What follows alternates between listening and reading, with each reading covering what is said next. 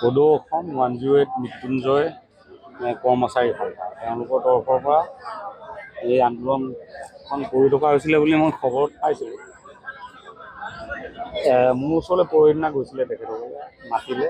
মই কথাখিনি বুজিলোঁ তেওঁলোকৰ কি অসুবিধা হয়। তেওঁলোকৰ দাবীখিনি ন্যায্যতা আছে আৰু তেওঁলোকে সেই দাবীখিনি কৰি থকাৰ কাৰণে তেওঁলোকৰ 1000 মানুহক ইতিমধ্যে তাৰ পৰা উলিয়াই দিয়া হৈছে, ছাঁটাই কৰা হৈছে বুলি কৈছে। এইটোতো বহুত ডাঙৰ কথা।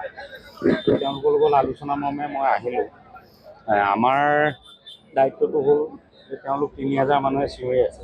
সেই 3000 মানুহৰ কথাখিনি মই যাতে 1 লাখ মানুহৰ নিচিনা এটা জোৰত ক'ব পাৰোঁ।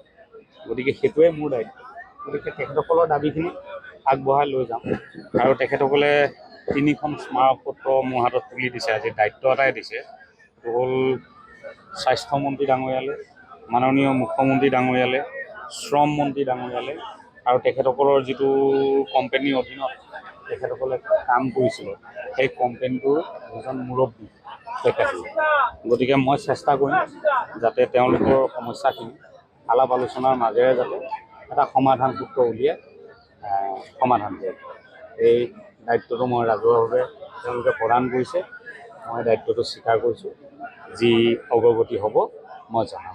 আজি ধৰক 1 তাৰিখৰ পৰা আমি ধৰ্ণা কাৰ্যসূচী কৰি আছোঁ যে আমাৰ ন্যায় প্ৰাপ্তিৰ দাবীত। গতিকে এতিয়ালৈকে চৰকাৰে কোনো আমাক সঁহাৰি জনোৱা নাই।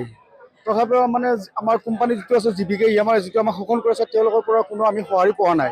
নোপোৱাৰ পৰিপ্ৰেক্ষিত আমি ধৰক মাজতে আমি 2 দিনমান আমি কাঁহী বাতি বজাইও আমি অনশন কৰিছিলোঁ।